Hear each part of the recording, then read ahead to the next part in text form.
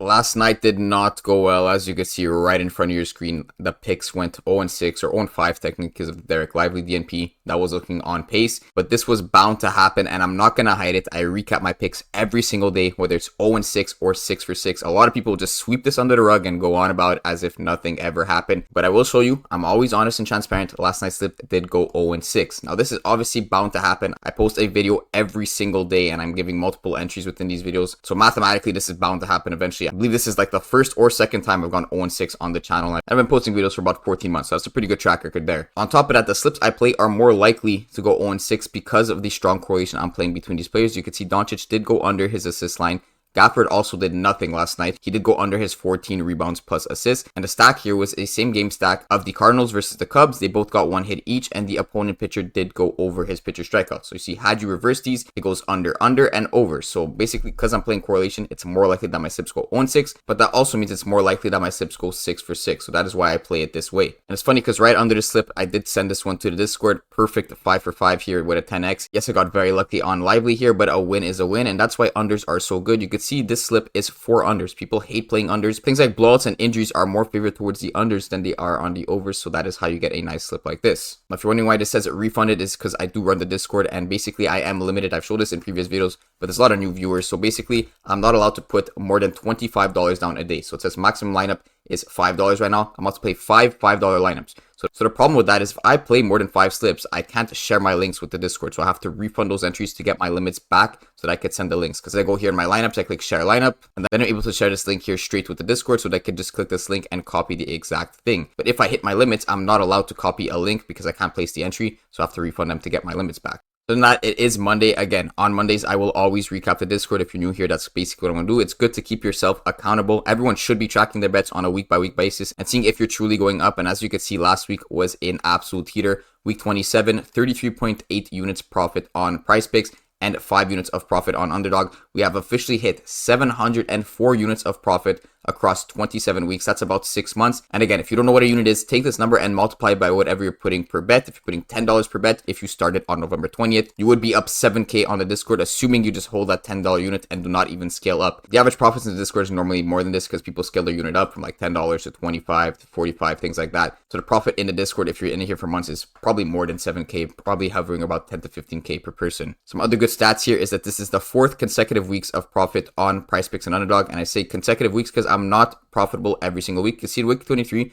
we actually went down 33 units across Prizepicks and Underdog. And again, people won't show you this. People won't say they will have a negative week. But I'm showing you right here in the spreadsheets. It's linked in the description, public for everyone to see. I do have negative weeks, and I have pretty bad negative weeks. You can see minus 42.2 units in this specific week. But even if we include this negative week within our past 5 weeks, we're up 158.4 units in the past 5 weeks. That is a crazy number. People don't really understand how big that is. That is 1.6K profit on a $10 unit in 5 weeks. That is an amazing side hustle. This literally takes 10 minutes a day. And if I even do week 18 to week 27, because this includes a very bad week, that's still 180 units of profit over that 9-week span. So you can see the ups and downs within this graph. And right now we are at a very nice peak of 704 units. One disclaimer, if you do want to join the Discord, I do not hit every day, as I just said, and there will be losing streaks. You can see here, 4-day losing streak where we hit nothing, went down minus 19.2 units. That's why having a good bankroll is absolutely crucial. I recommend at least $300 on Prizepicks before you join. So don't come in the Discord crying that we're not hitting every single day,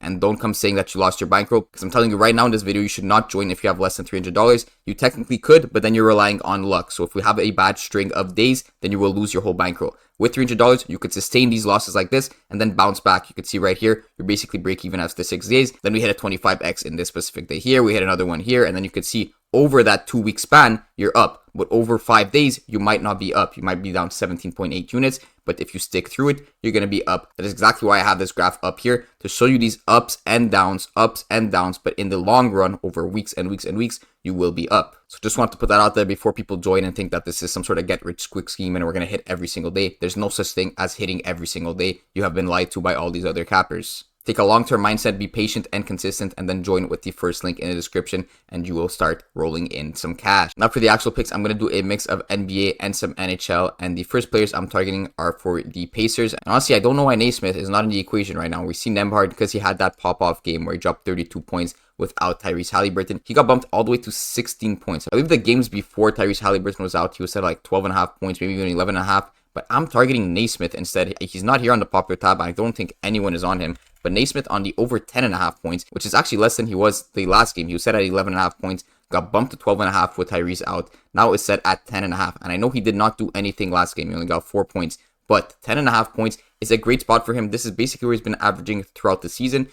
And now we have Haliburton very likely to be out. I mean, it's not confirmed, but realistically, he's probably not going to play tonight. Celtics are going to take this series home. It's already 3-0, and they're going to close it out tonight. So Naismith on the over 10.5 points, I think, is a decent shout. Like I said, he's not on this popular top. People are on Derek White, they're on Drew Holiday, and they're probably on Nembhard because of that game he just had. Now, I don't like Nembhard's 16 points. It's like decent, but I think that point bump from 11.5 all the way to 16 is kind of crazy. I'm going to show you some stats in a little bit, but I think Naismith is actually kind of a sleeper pick on the over 10.5 points. I like Andrew Nembhard's over 26.5 PRA though. Anyway, speaking of Naismith, if we go over to his average over the 2024 playoffs, you're going to see he's only averaging 10.3 points, and this is actually less than Nembhard, because in the regular season, Naismith actually averaged more points than Nembhard. I'm going to show you that too, but you can see he's averaging 10.3 points per game, and of course, 15 of these games were with Tyrese Haliburton in the lineup. So that's pretty decent to see right away. He's already averaging where his prop is set at today. And you know Haliburton is basically going to be out because Nembhard's set at 16. The sportsbooks wouldn't be pricing him this high if they didn't know Haliburton was going to be out. They're probably assuming he has like a 90% chance of not playing, probably even more. So no one really thinks Haliburton's going to play tonight. So again, that's why I'm talking as if he's not going to play. Anyway, back to Naismith. He's averaging 10.3 in the playoffs, like I said. Nembhard is actually averaging more here at 14.3 points per game. And this is different from the regular season where Naismith was averaging 12.2 points per game while Nembhard was averaging 9.2. But let's take a look at the games without Tyrese Haliburton.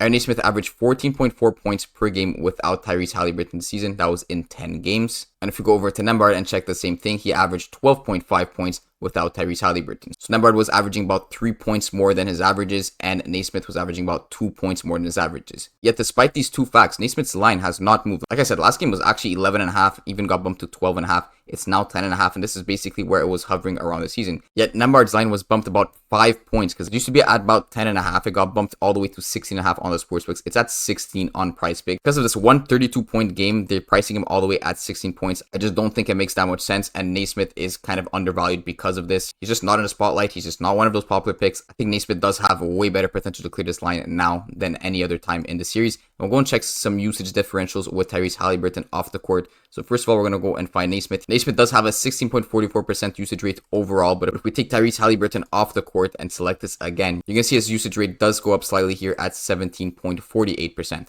Now, the one thing that I think the sportsbooks do have priced in correctly here is Nembhard's usage differential is the highest of any other person on the team, up 5%. That's more than Siakam. That's more than Naismith too. So I think that's another reason his points prop is so high, but I don't think that warrants plus 5 points compared to the games with Tyrese Haliburton on the court. So overall recap, I'm liking Naismith. I like that he gets more usage with Tyrese Haliburton off the court. I also like that his points prop has not been changed to price in Tyrese Haliburton being out. And I like that Nembhard has been boosted, but Naismith has not even been boosted at all. Now, other than the fact that Naismith is averaging less points per game in the playoffs compared to Nembhard, the one thing that I'm really not liking that goes against this play is just the juice. I'm here on Pinnacle. You can see there's actually no juice towards the over or under. I guess slight juice towards the under, but overall it looks like a 50-50 prop. So the sportsbooks are pricing it at 10.5. I don't really see much money coming in on the overs. That's the main thing that goes against this, and I hate betting against the juice. But in this case, the reason I'm gonna still play it is because I'm not taking this prop on its own. I'm gonna be stacking it up with Pascal Siakam on his over 4 assists. Now, he did clear this last game, 6 assists very nicely here without Tyrese Haliburton.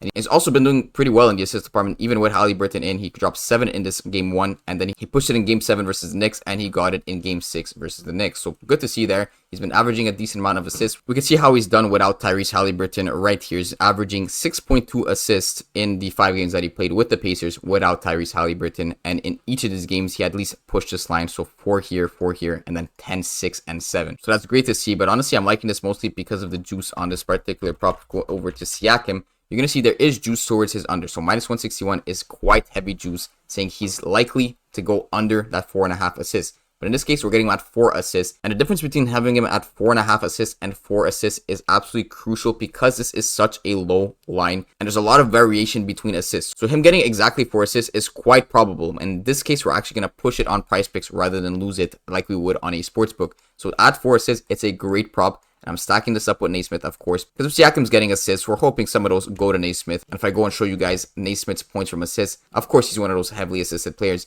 84.2% of his field goals made are assisted. That's a stack I'm going with on the Pacers. Again, Naismith I'm feeling a bit undervalued here, and then Pascal Siakam, I'm loving the 4 assist prop. Now we're going over to NHL and finish the slip off. We're going with Connor McDavid. If you guys don't know NHL or know nothing about this, all you got to know is this guy's basically the best player in the NHL at this moment and has been for a couple years now. For his points prop, we're going to grab him on the over 1.5. In hockey, a point is a goal or an assist, and you can see in the past 5, he's only hit this 2 times. I don't really care about this because I'm going to be stacking him up with another player that's going to be Ryan Nugent-Hopkins here on his over half an assist. Like I said, a point is a goal or an assist, and in hockey, when there is a goal scored, an assist counts for the last 2 players who touch the puck. So in this case, Connor McDavid could pass it to Nuge, and Nuge could pass it to Zach Hyman, for example. If Zach Hyman scores, they both get an assist, meaning they both get a point within that same play. Now, Connor McDavid is going to be there for a lot of the goals for the Oilers. And these guys do play on the same line. You can see here Connor McDavid, Ryan Nugent-Hopkins, and Zach Hyman. So that means if someone is scoring within this line,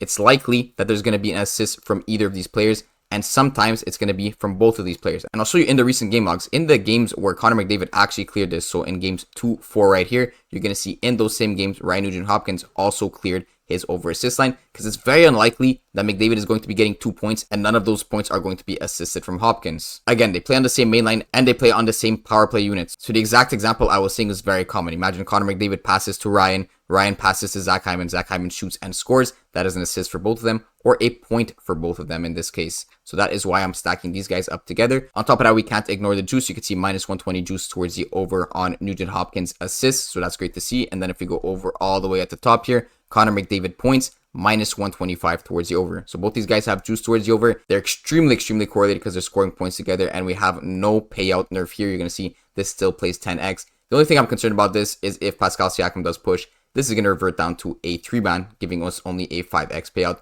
But I do like the correlation here between these 2 players. And like I said, I'm feeling Aaron Naismith tonight. Let's see what happens in this game 4 Indiana versus Boston, as well as this game 3 Edmonton versus Dallas. Let's lock this in.